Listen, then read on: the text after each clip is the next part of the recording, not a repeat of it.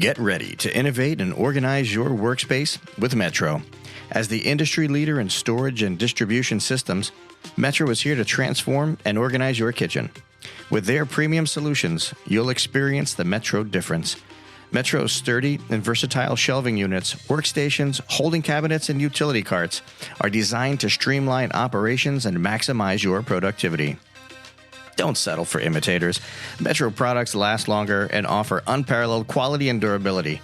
Plus, the many customization options ensure that your space is tailored to your unique needs. Hey, we use them here at Walk and Talk. Say goodbye to chaos and hello to order with Metro Shelving. Visit their website or contact them today to start designing your perfect space. Metro Shelving, your partner in organization and efficiency.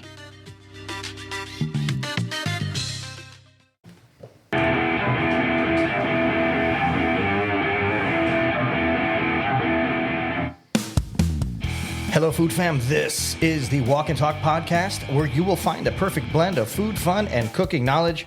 I'm your host, Carl Fiedini. Welcome to the #1 food podcast in the country. We are recording on site at Ibis Images Studios, where food photography comes alive, and I get to eat it.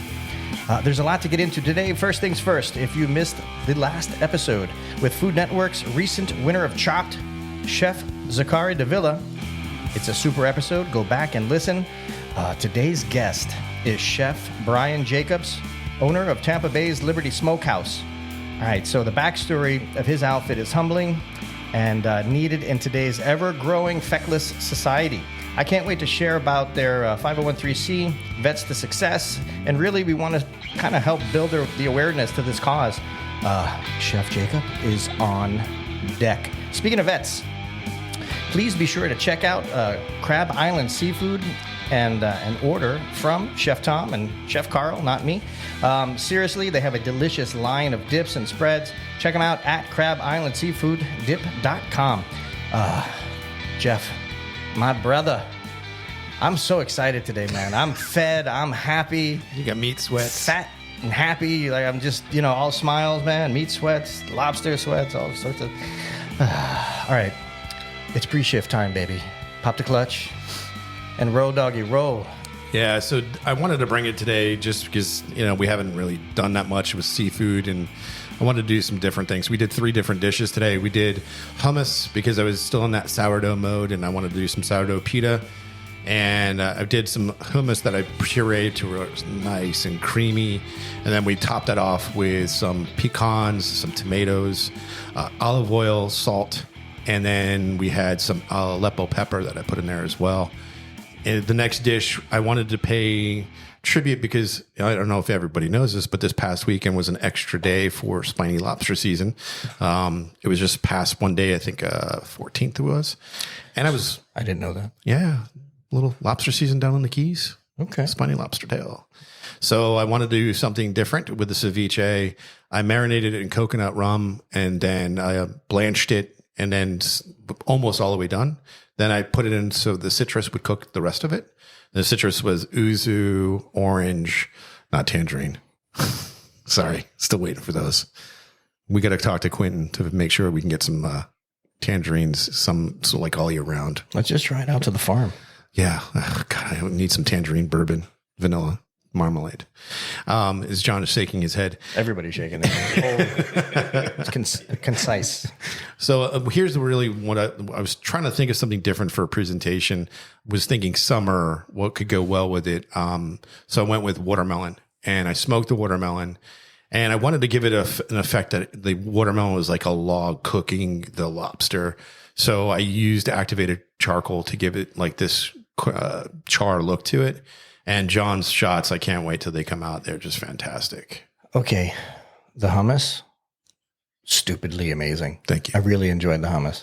I think we need to put that in a bucket and sell it. 5-gallon bucket. Yep. And that watermelon was right on. I never had, smoked watermelon before. And I have to tell you, that was a great experience. And I feel like summertime, we should probably implement more of that. Yeah. Maybe another dish with some other iteration of it. Yeah. Because that was stupid. Also, fire. And so there's a dish I used to do. It was a miso glazed fish. We used tomato watermelon on top. and kimchi. That's what we did. Smoking, that would add some more depth to it as well. And then the piece de resistance, the last one I did. I wanted to do a riff, like we talked about tradition, and we were mentioning in one of our episodes about what the true national dish to Jamaica is. And it's not jerk, it's actually ackee and saltfish. I didn't want to use saltfish. I wanted to just showcase the fish that's indigenous to Florida. Grouper is the one I chose.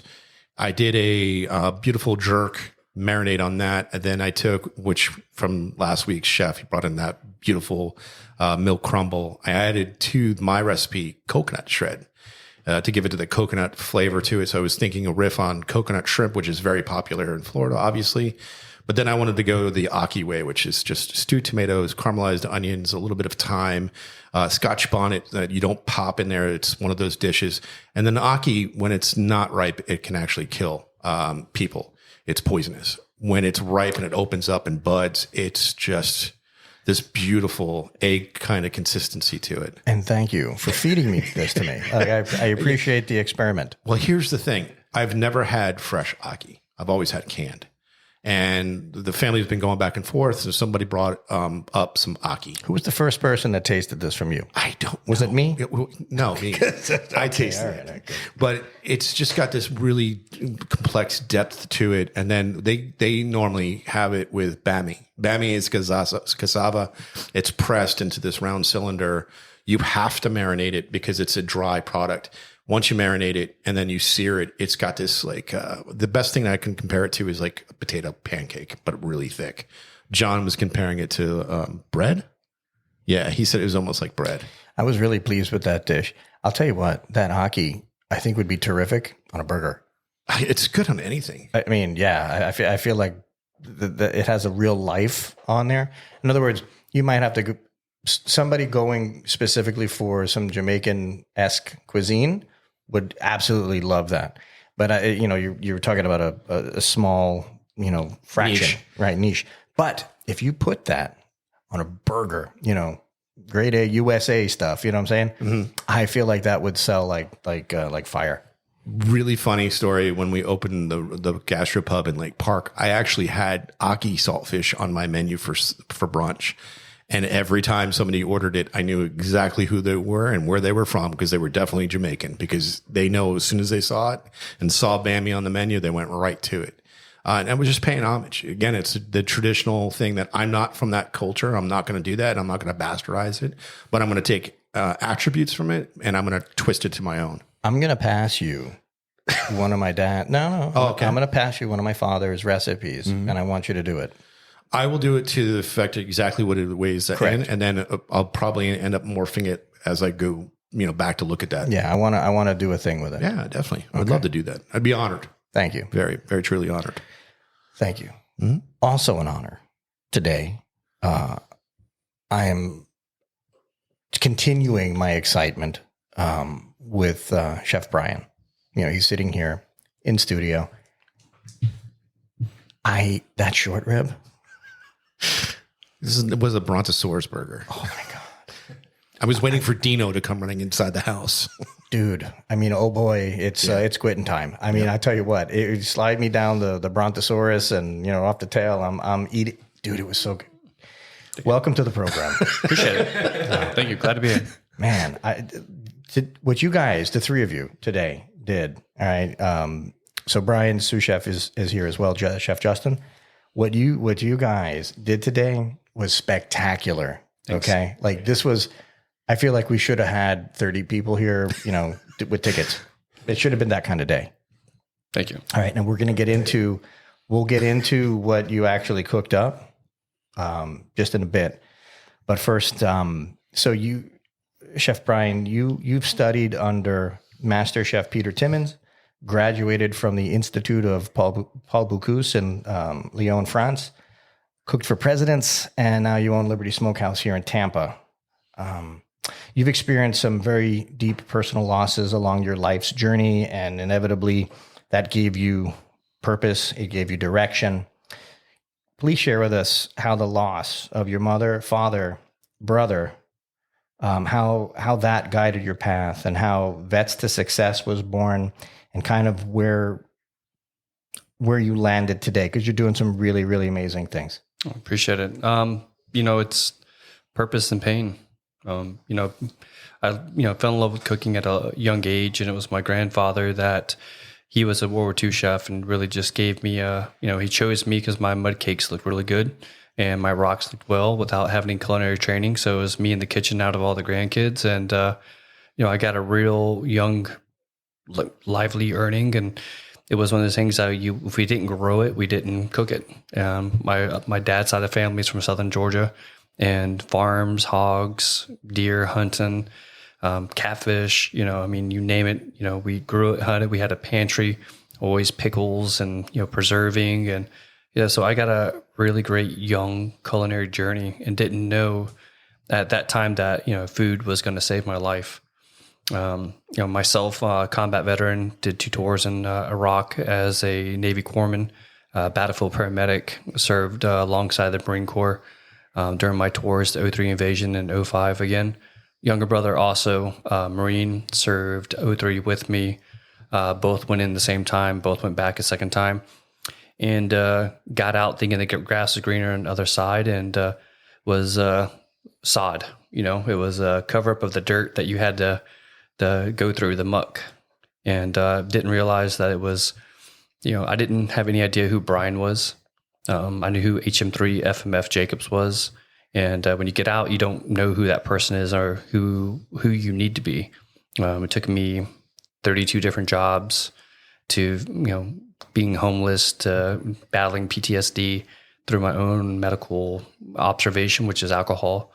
And, it got this calling. My grandfather used to say something to me. It was like, you have to get your life together, son. No one else will for you.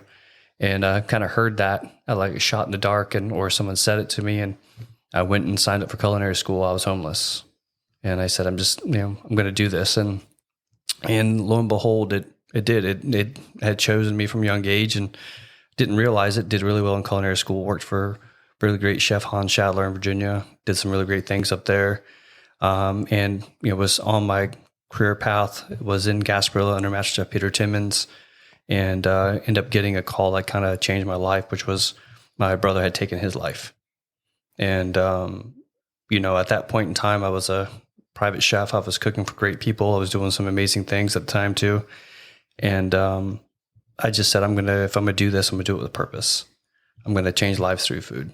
And that's what bore Vet to success. How long did it take you?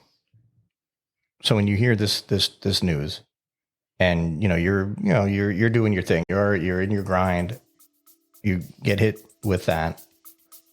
What do you do?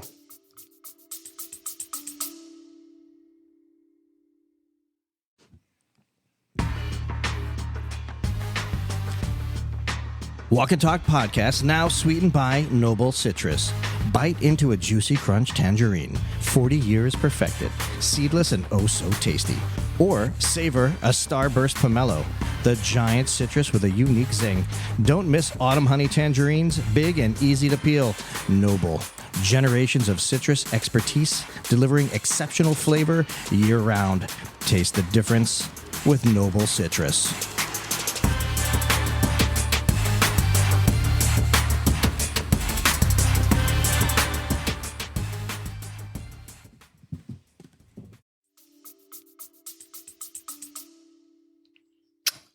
I wasn't a praying man at the time. I'll say that. I had not had a great relationship with faith. But I look back knowing that God had a place for me and that this was my purpose in life. And it was one of those things you, like they say, you can only connect the dots looking back, not looking forward. And I realized that had I not done the things I did or walked the shoes I had walked, I wouldn't be able to be the man I am to others and be able to, my testimony be something that somebody can follow. And so I know I had to go through everything I had to go through. And I knew that that was something to somebody because I wasn't alone in that walk. I have heard so many stories of men and women being homeless from, they didn't understand or they couldn't find a fit. They couldn't find service again. They couldn't find people to feel like they felt alone. And I was like, I know those feelings, but I had found this brotherhood in culinary, this sense of organized chaos that gave me function. in the kitchen. And I figured if food saved me, it could save a few others. Is that where your 501(c) came in? Yeah, that's it started out as a very rudimentary program. I just wanted to give somebody some skill and give someone some hope. Well, go ahead and give some detail on what you're doing. So it's a reintegration program designed primarily to is 16 weeks of classical French culinary. My idea is if you can teach someone technique, teach a man how to fish, clean the fish, cook the fish, they can survive. And this is the same idea. It's like you have to teach technique. You can't just teach somebody to do one thing and expect them to be fruitful. You have to teach them classical technique. You have to grind that into them. For 16 weeks, we go through a reintegration of not just culinary training, but redefining who they are as people. I like to use this idea of your recipe of life, and then what we're able to do is take and find your bad ingredients in your own life, and within your bad ingredients, we're able to look at I asked them a really great question. It's like, if you could be any item in the world, what would you be? And this gentleman, he goes, I'd be German chocolate cake. All right, cool. Well, why? Well, I love the way it looks. And I said, well, if you had bad eggs, would you be able to be German chocolate cake? And he was like, no. I said, so what's the process of getting eggs? Well, a lot of us you go to the store, you crack them, you use them. Well, where do eggs come from? Oh, they come from a chicken. Where's that chicken? Oh, it's over here. Well, where's that chicken come from? Where's that? Oh, you got to feed the chicken. It's got to hatch. So they start to understand that their own personal problems are a lot deeper, because their recipe for themselves can't be complete unless they really go to the root of the situation. I think that's a beautiful approach to something that is definitely part of where we are today, especially after the last, 20 plus years with, all of the, Iraq and Afghanistan and, all our, guys and gals who've been doing their tours, and now it's like an aftermath. And how many people come through the program? Well, we've had 44 go through the program pre-COVID. I stopped the program at the time because what I realized is that we were sending these men and women out to units that didn't have the same conventional ideals that we have within Liberty, which is someone who actually cares about the person left, right, front, back. And, it's kind of re-educating kitchen culture and giving, because we don't put people into jobs, we put them into mentorships. We want kitchens to bring on people they want to create young, energetic, new culinary talent. And we feel the best way to do that is to re-implement it through Liberty, where we have people who actually care about your success. And we want to be a stepping table for great chefs. We want people to come through our perspective and be able to go on with the foundation teachings and be able to rear a new kitchen culture. Instead of this idea of every man for himself, it should be a cohesive culture that's building talent, strength in the kitchen again to create leaders. And I've seen countless times in other kitchens where, some chefs have been in business 30 years, 40 years, 10 years. We've gotten to a place where, even when I was an apprentice, that we used to cancel people quickly. And we're in this hospitality begging for talent and help. But now everybody wants to go be an influencer or an IT person, and we're hurting for quality people and the leadership in the kitchen. And now we're in a piece where just finding the leaders is a hard place. And it's like, okay, we've got to re-engineer the way we treat people. Agreed. And I think, and Jeff, I want you to chime in on this. I feel like the reason you're not getting quality leadership, folks with leadership skills, is because they're not eating nails like they used to in order to learn the experiences to get some of that leadership skill. I know you'll have a different take on that, Jeff, but I feel like somewhere in the middle of what I said and what you're going to say is probably a truth. Jump in. Yeah, I think, and Chef definitely just pointed out, and I love that he kind of made the connection between we're hurting for staff now, and then yet we have vets that are serving and sacrificing, and the ultimate sacrifice. but we're not putting the two together. And that's a shame on us as a community, because at the end of the day, we're all about community. We're serving food and we're not doing brain surgery. No one's passing away, thank God, hopefully, at the end of the day, right? And that's a norm saying in our business. And, you look at one of the biggest things, and I just wrote about this. This is ironic, that I think what we've missed now is family meal.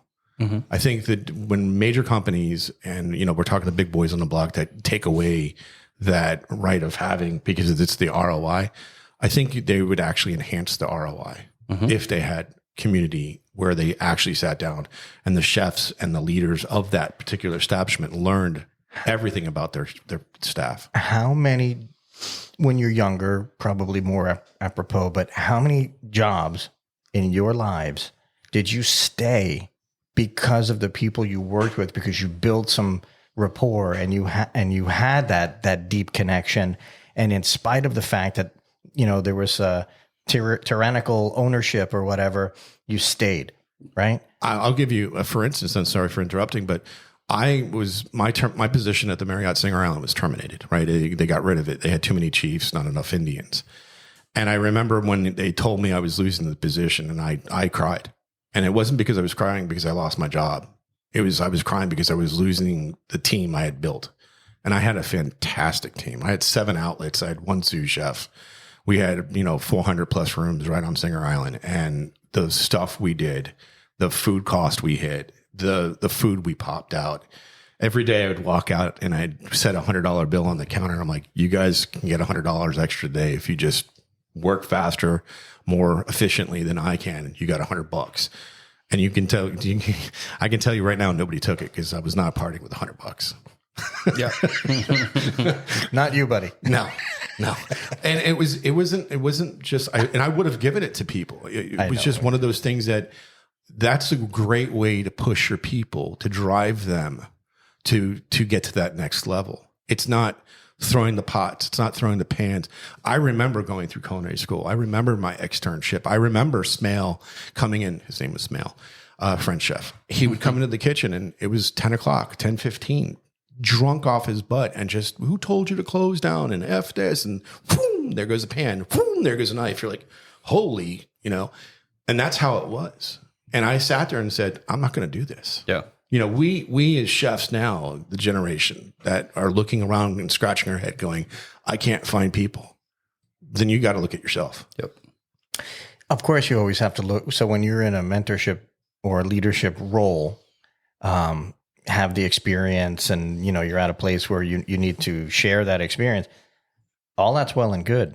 But if the people that you have need to crawl over coals in some way, shape, or form in order to really learn. If not, you're not going to, how does nobody is going to be able to just stand up one day and be a leader. Very, very rare is that, right? So, unless, and I'm not saying getting pans thrown at you, I was never a back of the house guy, but I've had pans and knives thrown at me.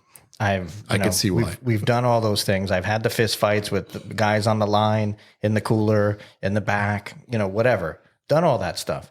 But I also earned respect because it was always a handshake at the end and let's go get a drink or whatever. And it was just like an earned relationships. But the reality is I wouldn't be who I was unless I did all of those dumb things and had you guys do the stupid, horrible things that you do to us in the front.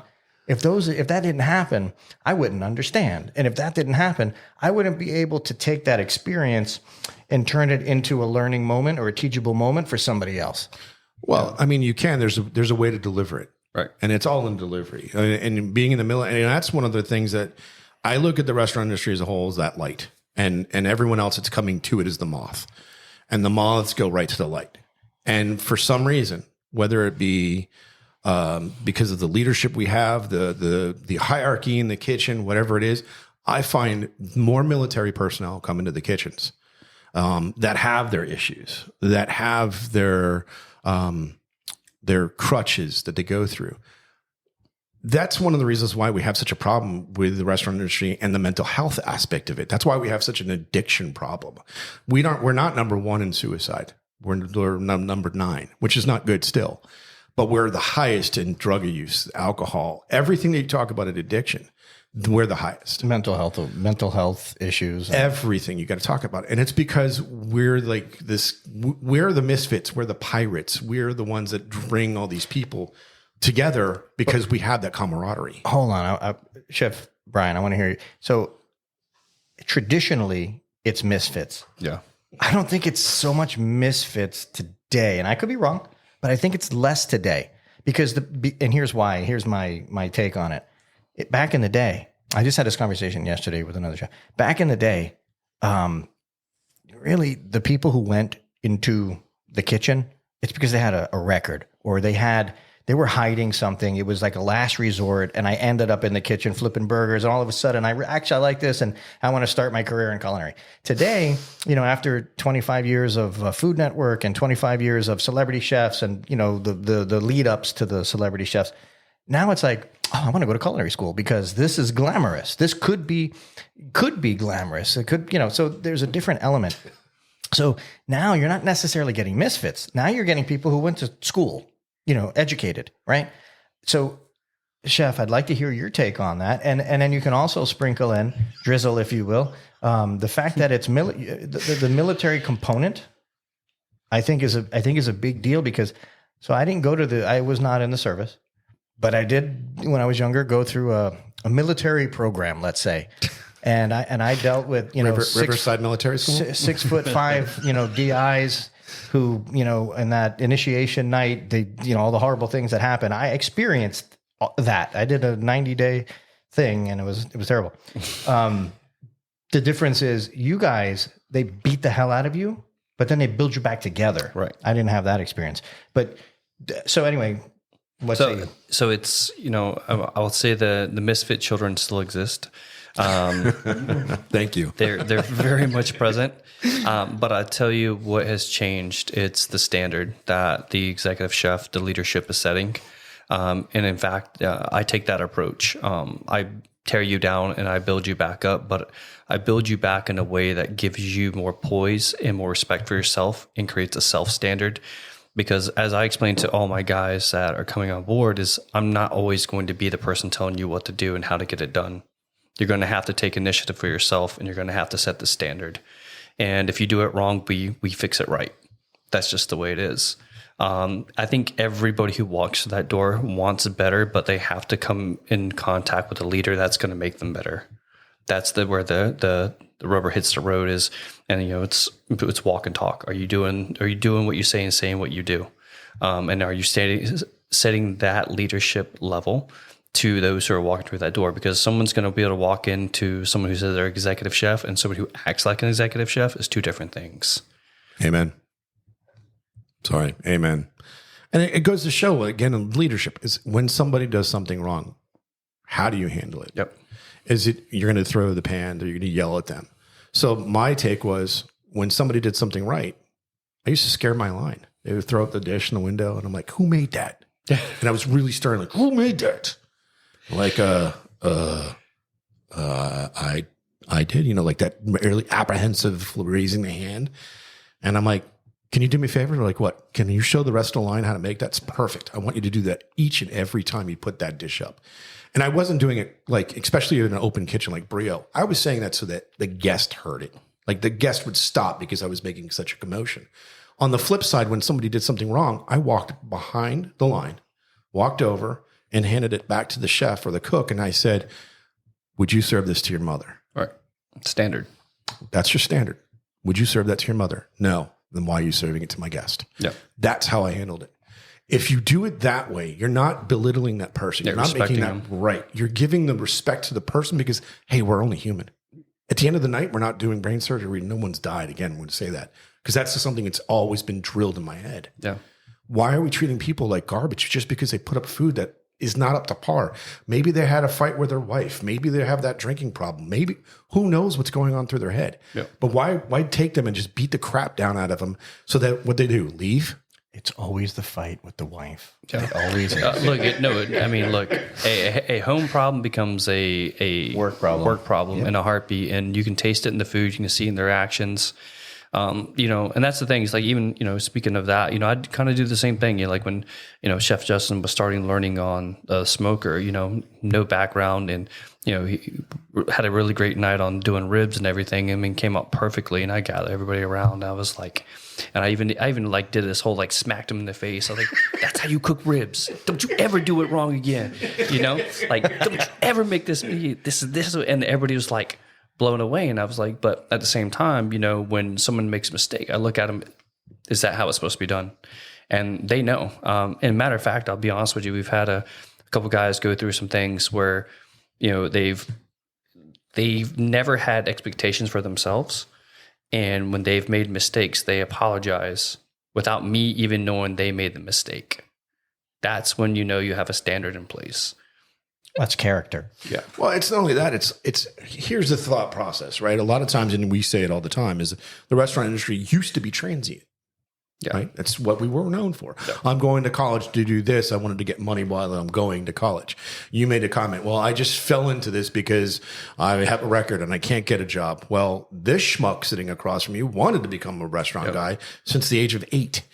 I worked in the industry since I was 12. Yep. I wanted to get involved in this because I chose a job that was a hobby and that I love doing what I do. Yep. I hate the politics in the restaurant community. And I think that when you have somebody that has the ability to instill what Chef said, that they realize I messed up and own it. That's ownership. Yep. You can't, that's a hard thing to teach. Yep. And when you can gravitate and teach that person and convey that message, here's the thing. One of the reasons why chefs never like to leave their restaurants, even if they don't own in the restaurant or not, is because they feel that if they leave, the ship will go down. It's because you didn't train your staff the way you needed to train the staff. Amen. And see, that's funny. I was like, I feel completely comfortable with my guys. Because you're setting that standard and you're teaching them your vision, and you have the buy-in from the staff to have that. Yep. Speaking of vision, I can't wait for that short rib photo, for those pictures that come out. Because, man, I tell you, just wow. Everything today. Everything. No, listen, all of it, right? But, I fancy, short ribs. Yeah. Yes. And so for me, I'm just, and I know, John, I can't wait. I just can't. I just want to say this. If anybody wants pictures taken of their food and wants a really great job done, please just contact Ibis Images, for crying out loud. It was amazing. Do it right. Like, it made me feel good about my food. I was like, whoa. Yeah. I mean, truth is, like, if you haven't had your dish photographed by John Hernandez, the celebrity, then you're nobody. The celebrity. Okay. Then no That's one just knows. the way it works. Chef Bryan, tell me what it's like, private chefing for the Anheuser-Busch family or former President Bush. Like, what? Come on. That was cool. You got Bush and Bush, Anheuser-Busch, and then you got President Bush. Like, okay. But what? Talk about it. It was really cool. Especially the former president was really interesting. I actually tell you 2 cool stories about both. I was interviewing as a private chef for many different families, and all extreme top 1% families. And when I came to meet the Bush family, the whole family stood up and said, "Thank you for your service," before we even talked job, anything like that. And that was a sell for me instantly. It was like, these people they respect me, and they want me to be a part of their family. And that was such a big deal to me. And they were all American, believed in the military, believed in just, I don't know, everything that I had stood for, wanted to be something. They loved what they did, even though there was just beer. I got to drink all 13 breweries, all different 17 varieties of beer, with Augustus Bush himself, go through flavor profiles, tell him what was off. It was an amazing, cool experience. Former President Bush literally walked through a house full of senators and congressmen and ups, walked up to me and said, he goes, "I know who you are. I know what you did. I want you to know you're a hero." And it was the first time that anybody had ever called me a hero, because it was my job to save lives. That's what I did. All right. So you sent me a bio. Okay. I'd asked you to.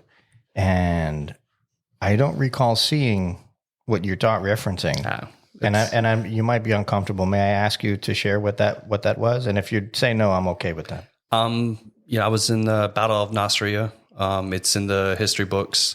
It's one of the first major conflicts the Marine Corps had been in since Vietnam. And I did my job, even though it wasn't my unit, I did it for, and save Marines.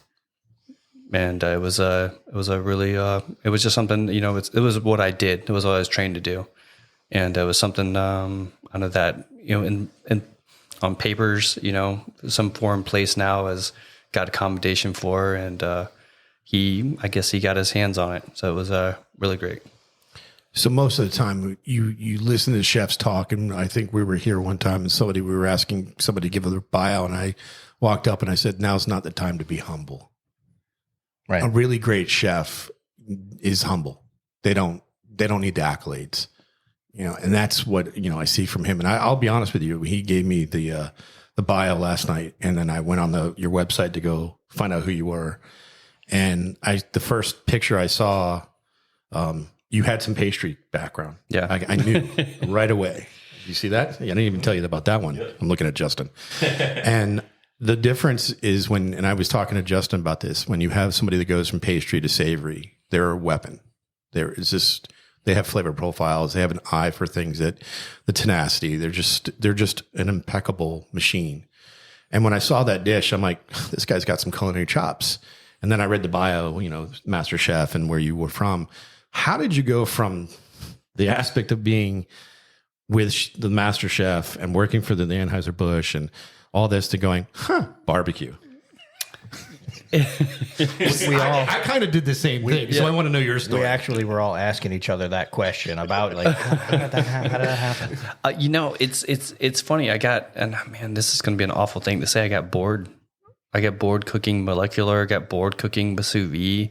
I think those are part of your arsenal, right? Mm-hmm. The thing I did not and have not ever and probably will never ever conquer is live fire and smoke. And it's just because every cook is so different. Every piece of wood is so different. Every piece of meat is so different.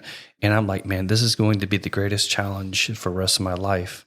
And I said, this is like, I will never master this. And I think that's what the greatest thing in my heart is about it. And there's just something so beautiful about that, knowing that you're never going to master it, that you're always going to chase this perfection behind it. Because I consider myself a cook. I don't consider myself a chef. I love chasing knowledge. And I was like, every fire is so mean and vulgar and resentful, but then it's such a good lesson. And that's kind of what I look at.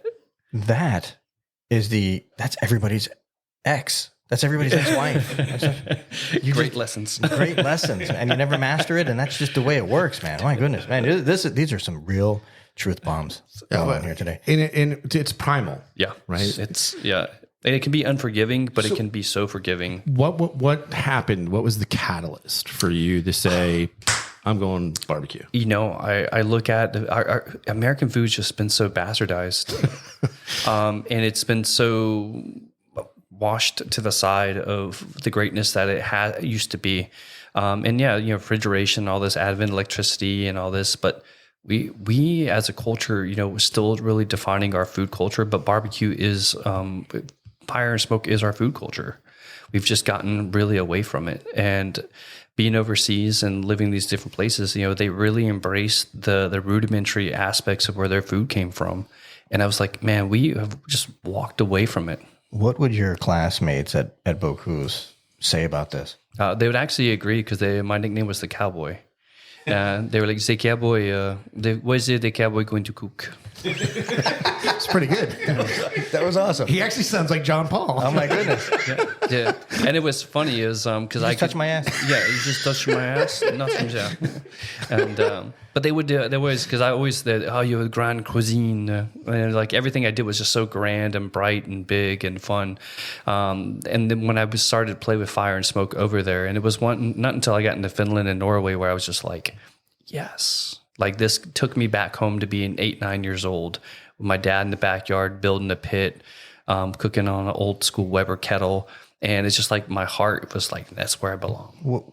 So Finland and what? How come? Norway, a part of the culinary journey in Bocuse. We go there for months to work with great chefs and study in the food science labs, and we would go through innovation schools. How long is that program? 2 years. Yeah, How old were you when you did this? 30 years, 2015. So you kind of started this a little bit late. Yeah, I started. I didn't go to culinary school until 2009, but had been cooking since I was 8 years old. And first restaurant job was at 14. Man, dishwasher guy calls out, saute, and you walk in and you're able to saute, and the chef's like, "How do you know how to do that?"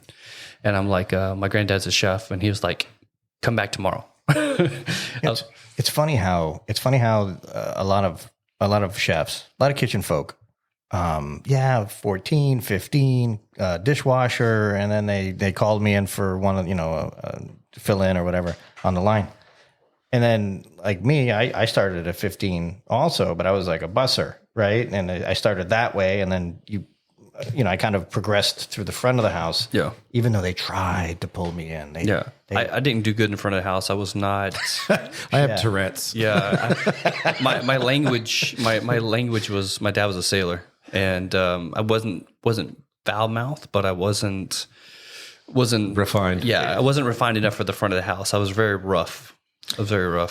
Yeah, well, it's a learned skill though. Oh, it is. You know what I mean? I've learned it now. Now I can interact with anybody, and it's great but that's what 4 years of being a thespian. Not a lesbian, but thespian. Well, whatever you like. Have a kid and watch how it changes your life. Because my kid goes, "Can I say it?" And I'm like, "Yeah, sure." You're going to probably use it in a better connotation than I'm going to. Yeah, they would hand me a knife, bunch of carrots or whatever, and I'm like, I felt like it was punishment. I felt like I was literally punished. Like, man, I don't want to do this. I'm like, I'm staring at a wall. I'm just like, what is this? It's dirty. Yeah. Like, what is, I want to go to the front of the house. I want to see the pretty girls walking through. I want to be out there. I don't, Well, that's funny. That's what changed when I became a sous. Is like now you get to interact with the guest, and you're beating like the people who like some of the families I met, like some of the what's the Adams Golf, like their daughters,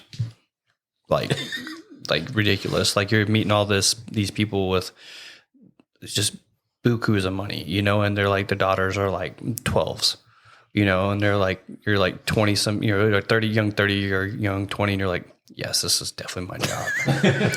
Like, this is a great job. I will tell you this, you chefs, when it comes down to it, when it comes down to the accolades, you guys are the fighter pilots. No offense, of course, to the Marine Corps and whatnot, but you guys are like the fighter pilots of the industry. Everybody looks at you guys like the action, who's in charge, hey, we're calling in the, you know what I mean? It's just what it is. And I think that's kind of cool. Yeah. I think, what's funny is like, I run our kitchen like the military, but everybody has an assigned role, and they know their role. They know what they can do best. And then they also can call in support when it's their time to call in support. That's the thing about being part of the Marine Corps. When I was, every Marine's a rifleman first, but they also had a second job. They knew, like, just because you could be a forward observer, or you could be calling in, airstrikes, or, these things, like, you were still a rifleman too. So you had other jobs, responsibilities, but your main goal was to fight the fight in all aspects. And so that's what I think we're rearing up in our kitchen, is like, people, they know their jobs, but then they know what else they can bring to the table too. Did your military experience, did that help you in any way with some of those, personal losses? Yeah, it's probably a bad thing though, because being a Navy corpsman, death is it's the second thing you see in life. And unfortunately, I was emotionally numb. Probably still am quite a bit. I mean, I lost my brother, lost my mom a year later, and just lost my father 2 years ago. And you grieve different.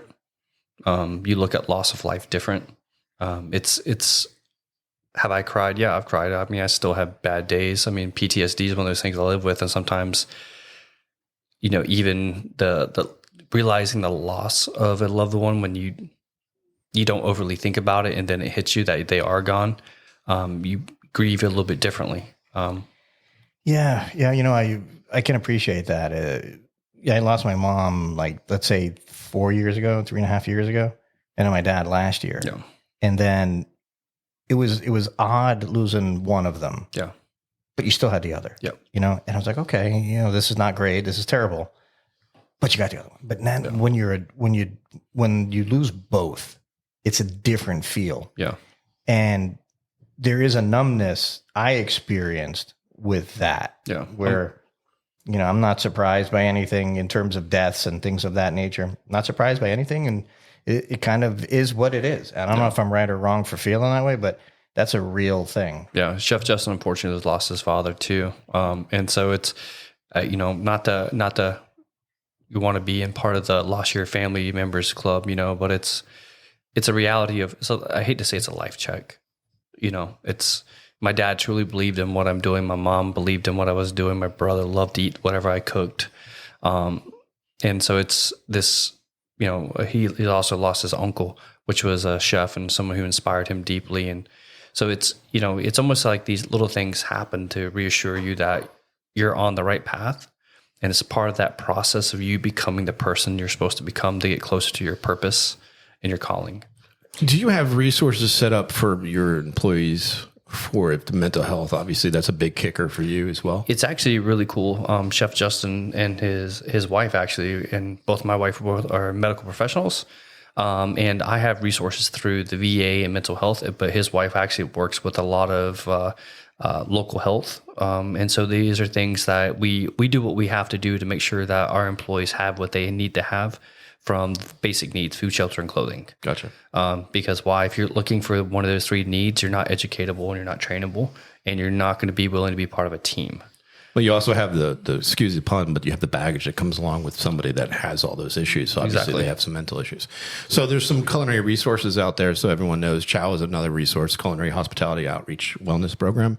There's a Burnt Chef, Ben's Friends, Fair Kitchens. You can contact Carl or myself. I can definitely get you some resources, anybody that needs it. Yeah, we'd love to have some extras. Well, yes to everything Jeff just said. And while we're talking about it, and I'll put it in the in our descriptions and whatnot, how do people find out about what your 513C is? So it's pretty much a direct contact. It's going to be vetstosuccess.org. We're going through a revamp on website right now. 501c3 will be back up in kind of organizing and running once Liberty gets a little further along. Because as it is, what I've realized we want to be that first step, and there's some work to do with some other programs, the ACF being one of them, trying to get in focus with them to get other chefs involved, because, it's what my greatest thing learning as a young chef was I didn't stick with one chef. I had a round robin of chefs that educated me in different places. That's why I do have the pastry background, that made me more lethal. And we have to rear other chefs that same way, because not everybody is going to want to be a cook in a savory kitchen. They may have a better fit in another place. And, these other businesses that are hiring for a fit, I think kitchens should kind of take on that same perspective, because you may have great catering personnel. You may have great pastry personnel. May have great line cooks, but you don't know that until you get them into those fits. And that's what I've learned from, we want to stick somebody into place, and that's where they get stuck, and then they get burnt out, and then they hate that job, and the food sucks, and then your ratings go down, and it's like, why? Well, because they're not a fit. Or they're such a fit, you just don't want to move them. Exactly. And that's the biggest. Yeah. I think that's the biggest downfall of any leader, any boss, any chef, is when you have that, oh man, he's a rock star, she's a rock star, they can just get out there. When she's on pantry or she's on saute, I don't have to worry about nothing. Problem is, they have dreams and aspirations. They don't want to be stuck there. Exactly. And that's one thing we want to do with Liberty. I want you to take Chef Justin's job. I want you to take this person's job. You hear that, Justin? Not my job. You hear it? Hypothetically. Not his job. Not his job. Yeah. Well, I mean, Can't have Brian's job. because I want Chef Justin to step up. I want him to. I want to step into an either even better role. I want to work on my business, not in my business, and be able to develop Liberty so my guys and girls can have more. and I can't do that being present 24/7 within the business, doing the things that they can be great at. And so that's what I want them to do, is be great at those positions even we have a guy who's like, if I could learn the smoker, I know I could, give Chef Justin a break. And I'm like, yeah, go do it. Learn the smoker. Yeah. But that's the aspirations that we have. They want that next step because they feel like, and I'm like, well, and this is what I just reminded me. Could you teach somebody to do what you're doing and trust them to do it? But like, oh, I didn't think about it like that. I said, well, what's going to happen to the standard? Well, I'm going to have to teach them that. There you go. George W. Bush. George W. He's cool. Right. So, when you would speak with him, is it like he speaks like he's the same. He's actually quite comedic. He was really just down to earth. Spoke just as he's a funny guy, right? Yeah, he's funny. There was no like, I don't know. I guess a lot of people think, oh, it's a president. How do you act? I'm just like, he's just a dude. Like put the pants right leg, left leg, or left leg, right leg. I remember, Virginia Bush. She was like, the president's coming tonight, and I'm like, yes, ma'am. And I was like, and she was like, how do you feel? I was like, well, the same guy sent me to combat. Like, touche. I was like, and he loves the Mansion on Turtle Creek is actually his favorite restaurant. And so I ended up making his favorite dish, which was the chicken tortilla soup. They were like, he's like, well, he's going to come back to dinner for the soup. And I'm like, oh, is that so? And I was like, I guess I can keep my job, like, funny. They're like, yes, chef, you're good, so, and it was a really cool experience. Because, we had, like baseball legends would come to dinner, people that were just like people you never thought you would meet. But they're all normal, humble, just down to earth people. Like I met the guy who created the artificial heart. What? Yeah. But like, yeah, chefs, we get to meet a lot of interesting people. Yeah. I met Tia, what's her name from Bad Boys? Tia from the first Bad Boys. Tia, not Carrera. No, Tia Malone. Tia Maria? No, that's a drink. That's it. Yeah. Maybe that's what I need right now. I don't know. No, you need bourbon. Yeah. I forget her name, but she was... I know who you're talking about. She had the short hair. Yeah. The blonde, right. Yeah. Oh, what is her name? I forget. And, we used to have a producer that would look that stuff up, but, we don't have that anymore. He's silent. Yeah. I'm kidding. He's doing his due diligence. I'm kidding over there. No, he's actually taking pictures. He legit is mad that I said that. When you see that face, that's mad. Yeah. So I want to bring it back to real quick. It's funny and ironic. And do you realize where barbecue comes from? There's a little bit of, there's multiple variations of history to it. It's a lot of indigenous culture. Actually, where from? Africa. And you're going to get some out of the islands, mostly out of the Middle East. There's going to be a lot of North African into it, a lot of slave culture. So barbacoa. Yeah. And you know where that word comes from? Yeah, it's Latin. From where's your wife from? Yeah, Puerto Rico. And those indigenous people of Indian, those Indians from, so that's where barbacoa comes from. Yeah. Barbecue is where it comes from. So that's kind of ironic that your wife is Puerto Rican and you got into barbecue. Yeah. Well, it's funny. What's really funny about that is like how much of the Latin community loves barbecue. We have a huge Latin following, and I did not think it was such a thing where, because you go to Puerto Rico and you're not eating any barbecue. But it's such a big thing that we have, and they love the twists and plays like stuffed totones and, our version of arroz con gandules and, like playing with some acopurias and some other pieces, but adding our smoked and charred meats and stuff like that is like, they're all about it. So I got a newsflash. We've interviewed. I have a newsflash. The beard guy, Tia Leone. Yeah, Tia Leone. Thank you, John. Thank you. So. Fred, right, from the bearded. So he's in the Arab Emirates, and he's saying to us, you would not understand the fever over American barbecue. It's so funny. Around the world. Yeah, it's a big deal. Like it's mind blowing that I did not realize this. Like we had people flying from Portugal the other day just to eat with us because they're like, we heard we're in our layover in Tampa, and we heard you were the best, and we wanted to come eat this beef rib. And that's what they did. Took their hour and a half layover, came and grabbed beef rib, got back on the plane, and flew to Washington. Like, I need friends like that. I got you too. yeah. Like, I mean, they were a husband and wife. I mean, they were on a barbecue homage, and they said we had to have it. So I was like, and then Yeah. That's what I want in my life. I just realized it. That's my goal in life. But Here's the thing. yeah, I'm just Well, listen. Nobody wants to come to him to eat. Trust me. He wants to Yeah, eat the food. 100%. Like, yeah. Listen. As it turns out, this is the best business move I ever made. You know, because I get really, Jeff spoiled the hell out of me, and I love it. But then the chefs that come through, you know, I've been in the business now 25 plus years. I know. This is his family meal. Yeah, this is a great family meal. Yeah. I mean, like, but the camaraderie is real. Listen, when there's a guest, a prospective guest, and we're talking and like, well, what time should we come in? And like, listen, if you really want to get the full experience of what we do, you need to be here a little bit earlier. Yeah. Because the truth is, we're doing the cooking. Jeff is usually doing the cooking, right? We're doing the photography, and it's not like fake food. It's like the real food, and then we eat the food, and it's the camaraderie of it. You know, it's breaking bread together, and that's what it's all about. And it's so funny you talk about that, because that's the fundamental aspect of like behind Liberty is like, we at one time you used to impact your community and your neighbors through your gifts, and like breaking bread together was such an important thing for a community. And it made all the difference. And, you know, we talk about like just impacting lives from that little piece of giving. It's crazy. Like Thursdays, you know, production days for me is, it's a getaway. It's not just filling my belly as what Jeff would be believing.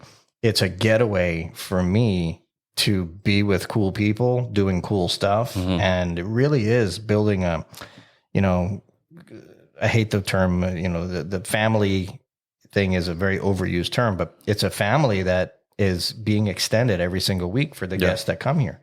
And I think that's what makes what we do special, right? Because it's not just like, hey, we're talking heads, there's microphones, and hey, thank you for coming on. No, it's none of that. It's like, hey, we breaking bread. Yeah, we're real people together, talking real things and having gone through real life issues. And, yeah. Well, I think that's the problem with society, especially with mental health. It's men should not discuss their emotions. Men should sequester it. They should push them down. And we were grown up that way. Yeah. Suck it up, buttercup. Well, I'm okay with that. I think nobody's ever going to change my mind. If men should be around other men to talk about those things. I am a firm believer that there's certain things you don't bring up to your spouse. Oh, I'm not saying that. I'm saying in general, the rule of thumb, the society is, when you saw that one video of that man on the side of the road calling 911 because he was going to commit suicide, and the officer came. Oh, that was beautiful. Right. No. And that to me is what that should happen. Yeah. Because that person held those emotions so deep inside themselves that they needed that help. We should never get to that point. Yeah. And that when you sit down and you're with your staff and you're breaking bread and you're having that meal, that's the perfect opportunity. I mean, Anthony Bourdain, may rest his soul, was the pillar of that, you know, image of breaking bread with leaders from around the world, people, common folks, about what their cuisine was. And he was, you know, asked to come to their house, but yet the whole time we sat there and didn't really kind of digest that he had his demons. Yet he was the epitome of what we need to do today as far as talking about things. You can't look at anybody and understand or know or guess what is in their head or their spirit. Yeah. Never. I mean, how many times do you go out to somewhere and you just look at somebody and they have that bubbly personality and you walk up to them and like, I love your energy. Yeah. How many people do that? Yeah, we forgot. I mean, I do it too. I was like, you have a girl. You're going to go far because of the way you carry yourself and the way you treat people. But there's so many times where you're like, oh, you're a piece of you're just too high strung. Yeah. Because here's the problem: they have the person saying that to them, deflecting, is having their own issues. Yeah. For whatever reason it might be, but as a society, why can't we just be what we need to be as humans? Yeah. And I think that's what we need to talk about. Well, that's that community thing. I'm different. Oh, I know you are. Well, I'm a mirror of who I'm with. I'm a mirror, you know. I have my own thoughts, my ways, you know, my ideas, and I'm pretty rock solid in all of these things. But in terms of social situations, I am a mirror of who I'm with. So if I choose to hang out with somebody who's, not awesome, then I'm not awesome too. Or, so it really matters on who you associate with and who you bring into your circle, who you hire, and over the years, I'm, 50 years old now, right? So I've learned that my gut instincts on people are pretty right on. Right. And because of this whole thing, like, see this guy, what I'm getting at? He's a lunatic, but we love him. Yeah. But he's insane. But he's the right kind of lunatic, though. He's the right lunatic. When we were introduced by a very dear friend, Coco, who passed last year. And, rest her soul. She's like, oh man, you got to meet this guy, Carl. And she said the same thing to him. And we met. I was like, immediately, I love this guy. It was like a date. Awesome. It was almost like, it was the most heterosexual date ever. It was really awesome. And, but meanwhile, fits right in, even with different ideas, different thoughts, different things, we click. We click. Yeah. So now when we bring people into our sphere, into this walk and talk media sphere, man, I tell you what, you see how when we met a couple of months ago, we hung out for an hour and a half? Almost 2 hours, actually. Like actually, we talked about that. We were like, that was not your normal, like, passerby. Let me see what you're up to. Like, I mean, it was really interesting. If we got together and did that, and I felt that you guys were stiffs or you guys were disingenuine or something like that, this would never take place. No, I understand. I mean, same thing with Chef Justin. When he came on board, it was interesting. He came and ate my food, and I was like, had my meat in his mouth, and and next thing you know, he's got a job. He's like, I want to work. I want to do this. To have so you chose. I'm going to stop. I just want to go on record. This one didn't say a word. I know. And it's funny because you talked about Fred.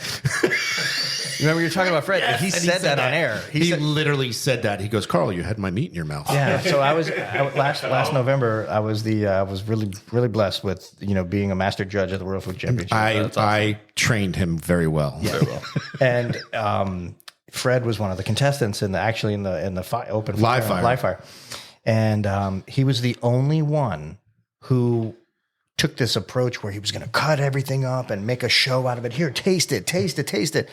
And when we had him on the program, I brought that up, and that's when he's like, "Yeah, you had the meat, my meat in your mouth." And I was like, "Oh my God." I walked right into that one. What's funny? You just said that, and then not the funny part about him saying that. What's funny is when you have somebody that loves and has the passion for cooking, like Fred does and like Chef does.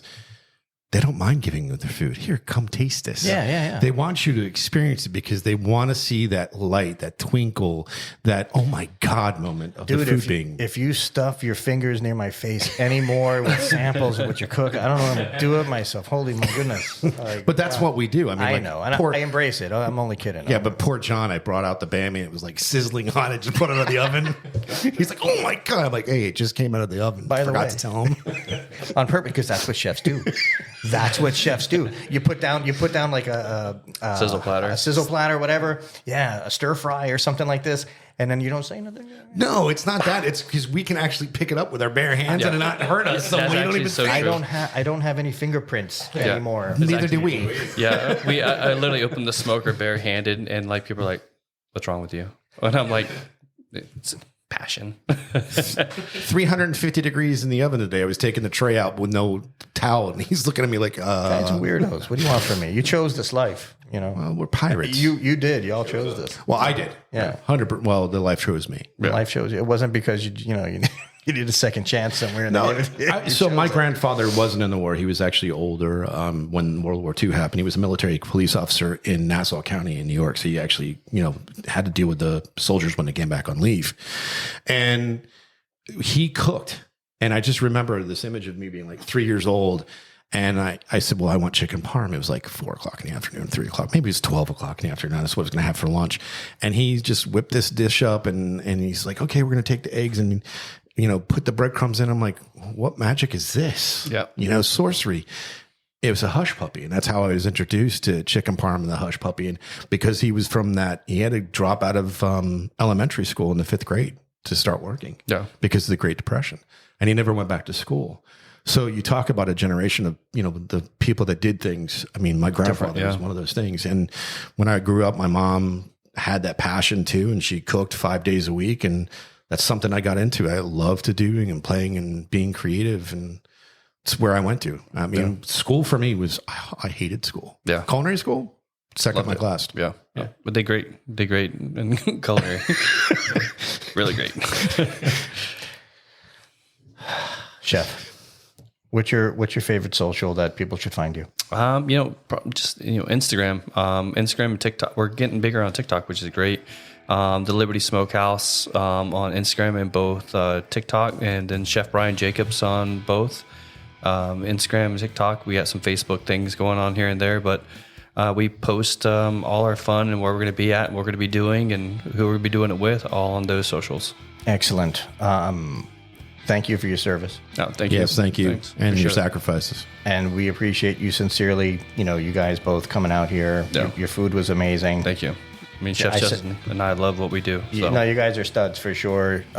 John, I hate saying it every week, but you come through every week. Jeff, you're a little short, but no. All right, I love you guys, man. All right, honored to be here. Thank you all. Sincerely, We're not. Not out. No, we are out. What did you make? What are you doing? Well, we got to stay tuned because we got my book coming out too, so we got to talk about. We're gonna talk. We're gonna do a whole thing on your book. Don't worry. Oh my! Got to have a launch party too. We're gonna do it. A launch party. Just make sure there's some bourbon, dude. We are and bacon. Yes, we're out.